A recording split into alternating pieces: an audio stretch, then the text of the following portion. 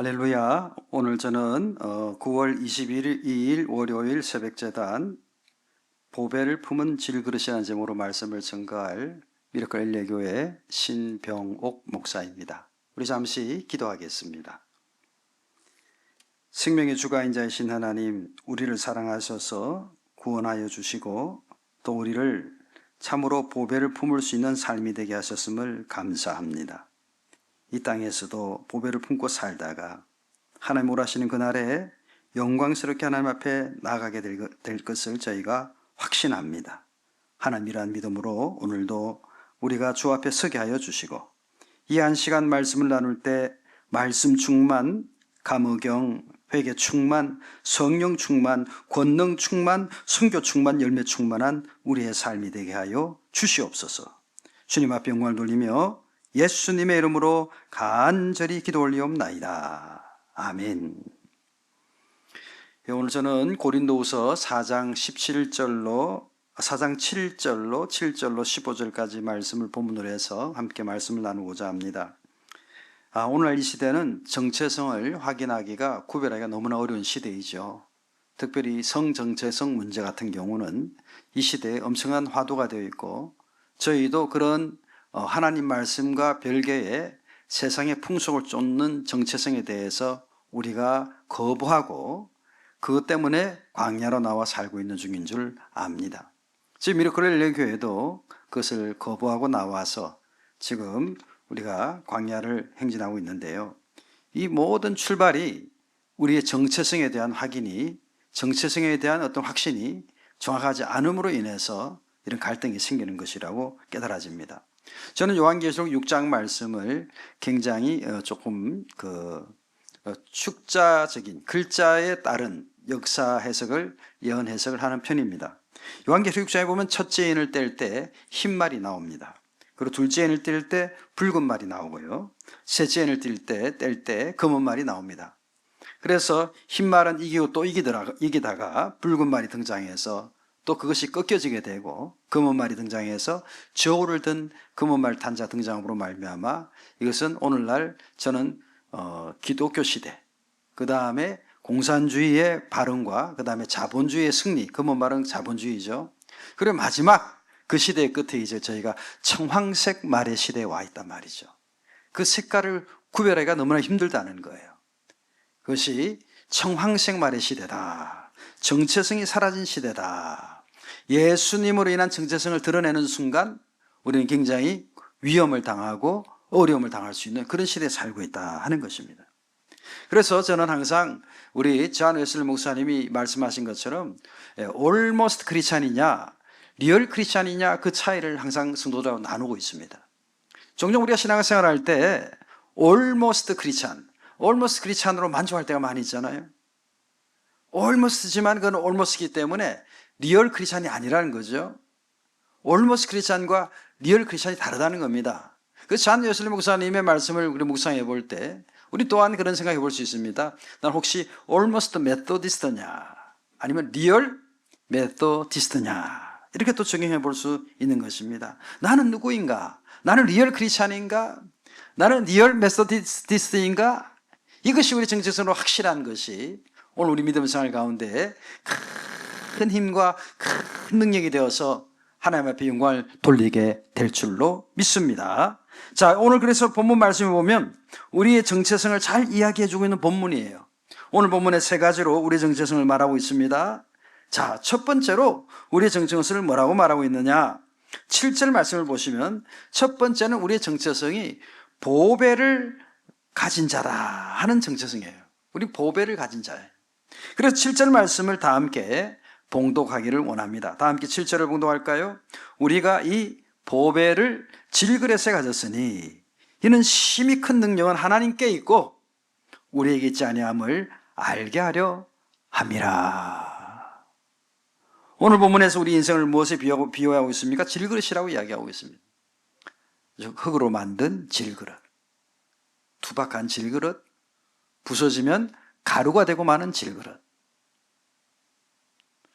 저는 최근에 한 2주 전에 갑자기 한국에 계신 모친이 갑자기 소천하시게 되었습니다.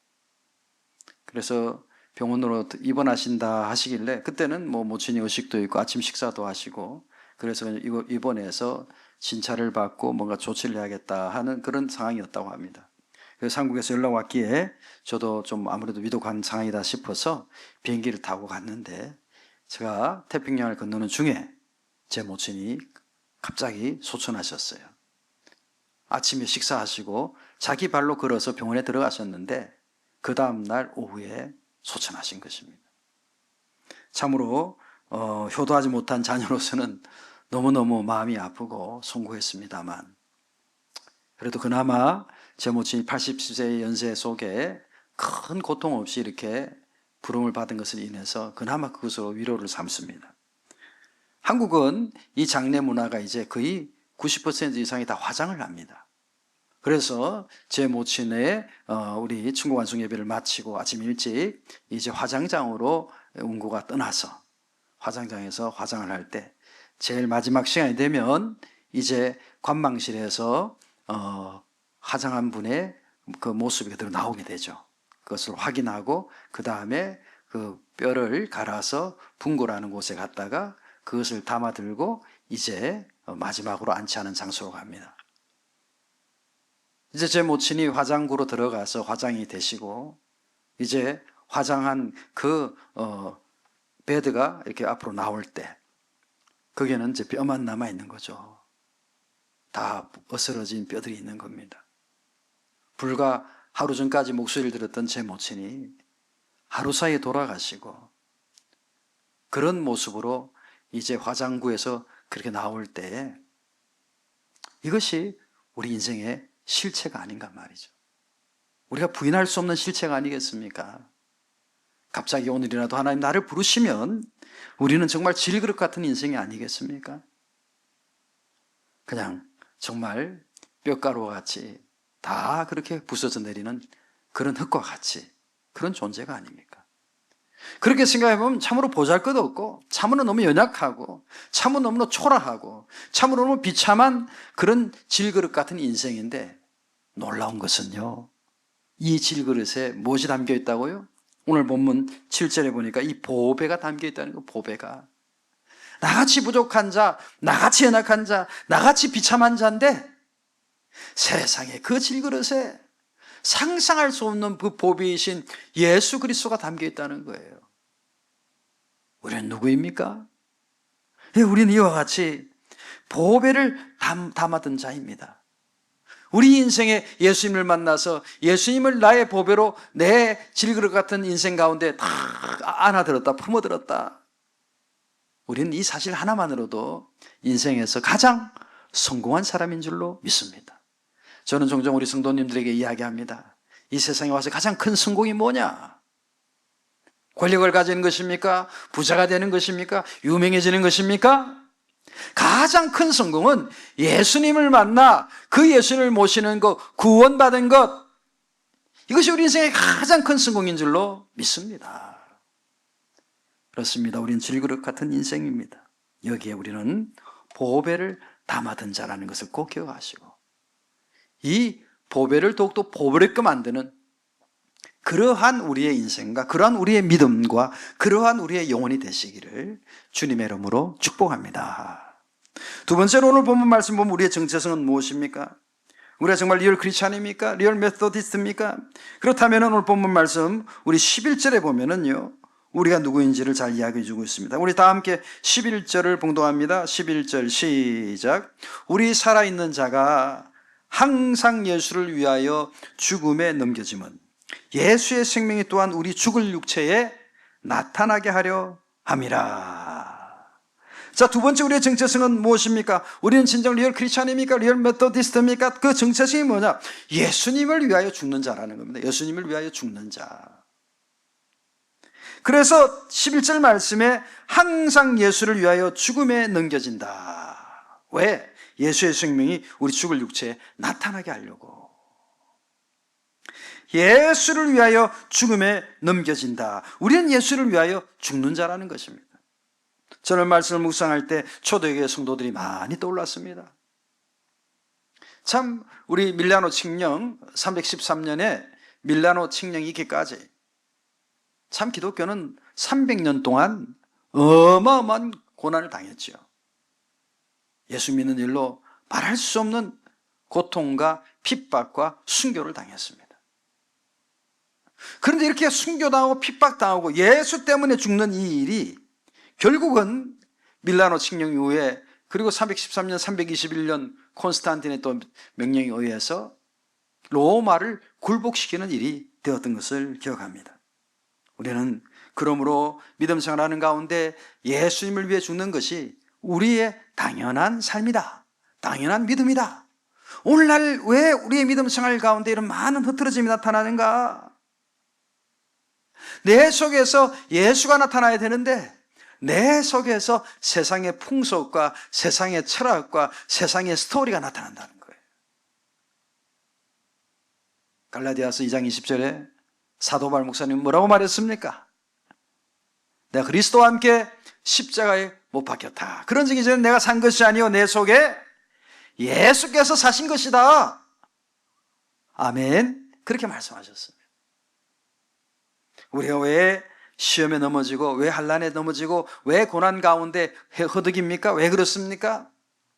원수 마귀가 나를 시험에 넘어뜨리려고 다가왔다가 아직 내 속을 딱 열어보니까 내 속을 들여다보니까 원수 마귀가 들여다보니까 세상에 그 내 속에 예수님이 가득한 거예요.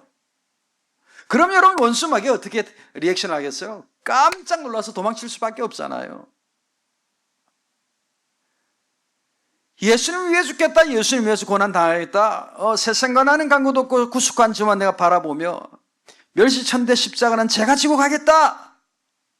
이런 우리의 믿음의 고백이 있어서 내 속에 예수님이 가득 차 있으면 그 어떤 시험이 와도 그 어떤 환난이 와도 원수 마귀가 우리를 그렇게 노린다 할지라도 깜짝 놀라 도망갈 수밖에 없는 것이죠. 그런데 원수 마귀가 나를 시험에 또한 고난 가운데 그 넘어뜨리려고 다가와서 우리 속을 들여다보니 그 속에 예수는 없고 세상의 걱정, 세상의 염려, 세상의 자랑, 세상의 기쁨 이런 것이 가득 차 있다면 그 얼마나 원수 마귀에게 아주 풍성한 밥상이 되지 않겠습니까? 그 다음부터는 우리는 원수 마귀에 의해서 그냥 늘 시달림을 당할 수밖에 없는 그런 존재로 전락하게 되는 것이죠. 오늘 본문 11절 말씀은 말씀합니다. 우리 살아있는 자는 항상 예수를 위해 죽음에 넘겨진다. 예수를 위해 죽음에 넘겨짐은 예수의 생명이 마침내 우리 육체에 나타나게 하려 함이다 라고 말하고 있는 것입니다. 우리의 정체성은 예수님을 위해 죽음으로 말미암아 결국 예수의 생명이 우리에게서 나타나게 하는 사람들이다. 이것이 우리의 정체성이라는 거예요. 부디 저와 여러분들이 오늘 말씀과 같이 예수를 위해 죽는, 예수를 위해 십자가를 함께 통과하는 그러한 정체성을 가진 믿음이 되시기를 주님의 이름으로 축복합니다. 마지막으로 오늘 본문 말씀 15절에 보면은요, 또 우리가 어떤 사람이라는 것을 잘 기록하고 있습니다. 우리 다 함께 마지막 15절 말씀을 봉독하겠습니다. 시작. 이는 모든 것이 너희를 위함이니 많은 사람의 감사로 말미암아 은혜가 더하여 넘쳐서 하나님께 영광을 돌리게 하려 함이라.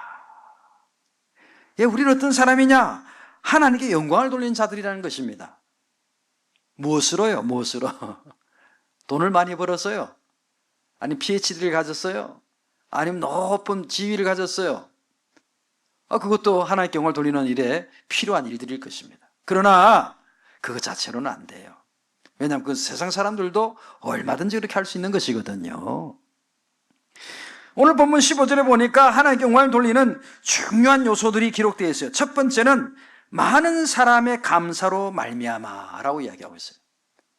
하나님께 영광 돌리는 그 일이 감사에서 출발하는 것을 보게 됩니다. 우리는 하나님께 영광을 돌리는 사람들입니다. 그것이 우리의 정체성입니다. 하나님께 영광을 돌리기 위해서 첫 번째 정체성 출발해야 될 것이 뭐냐면 감사, 많은 사람의 감사.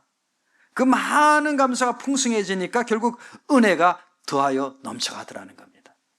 감사 플러스 은혜, 이것이 함께 묶어지니까 시너지가 막 일어나서 더하여 넘쳐서 하나님께 영광을 돌리더라는 것입니다. 그럼 우리 자신에게 한번 질문해 보세요. 내가 영광을 돌리는 사람이라고 한다면 감사와 은혜가 지금 나에게 충만한가 하는 거예요. 오늘 이 시대는요, 안타깝게도 많은 성도들이 예배자가 아니라 예배를 일종의 판정하는 심사위원일 때가 많이 있어요. 오늘 승가대는 왜 저렇게 찬양하나? 오늘 반주자는 왜 피아노를 저렇게 치나? 오늘 목사님은 왜 저렇게 설교를 저렇게 하나? 내 옆에, 내 앞자리에 있는 그 사람 왜 참 꾸벅꾸벅 조나? 예배를 드리면서 예배의 심사위원으로 앉아 있어요. 그게 하나님께 영광이 되겠습니까? 그런 나 자신이?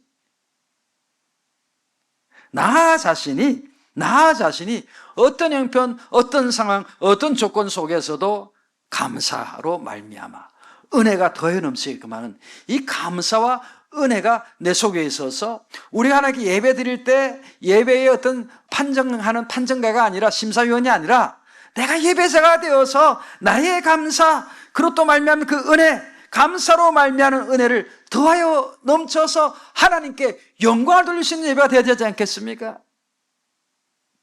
우리 교회 선신하는 것도 마찬가지예요. 봉사하는 것도 마찬가지예요. 안타깝게도 때로는 그런 헌신하고 봉사하는 가운데 불평하는 분들 계십니다. 또 하나님 은혜보다는 자기 주관, 자기 감정이 더 위에 있는 분들 계세요. 더하여 넘쳐서 하나님께 영광을 돌리지 못하는 거죠. 부디 저와 여러분들이 더하여 넘쳐서 영광을 돌리는 자가 되기 위해서 감사가 더하여 넘치시기를 축복합니다. 은혜가 더하여 넘치시기를 축복합니다. 그래서 더하여 넘쳐서 하나님께 영광을 돌릴 수 있는 저와 여러분이 되기를 원합니다. 말씀을 맺겠습니다. 질그릇 같은 인생에 우리는 보배를 담은 자들이다. 예수님을 위하여 죽는 자, 예수님을 위하여 십자가를 통과하는 자들이다. 더하여 넘쳐서 영광을 돌리는 자들이다. 이런 믿음의 고백으로 승리할 수 있으시기를, 그러한 리얼 크리스찬들, 리얼 메소디스트가 되시기를 주님의 이름으로 축복합니다. 다 함께 기도하겠습니다. 살아계신 하나님, 이 시대는 어떤 시대입니까? 청황생말의 시대가 아닙니까? 자기 정체성은 사라지고 세상에 혼돈스러운 정체성만 강요되는 시대가 아닙니까? 하여 하나님 아버지, 오늘 말씀과 같이 보배를 담은 자, 예수님을 위하여 십자가를 통과하는 자, 더하여 넘쳐서 영광을 돌린 자가 되도록 우리들이 이러한 정체성을 간직하고 아버지 기쁨이 되어지는, 영광이 되어지는 믿음의 여정이 되게 하여 주시옵소서. 감사하옵고 예수님의 이름으로 기도 올리옵나이다. 아멘.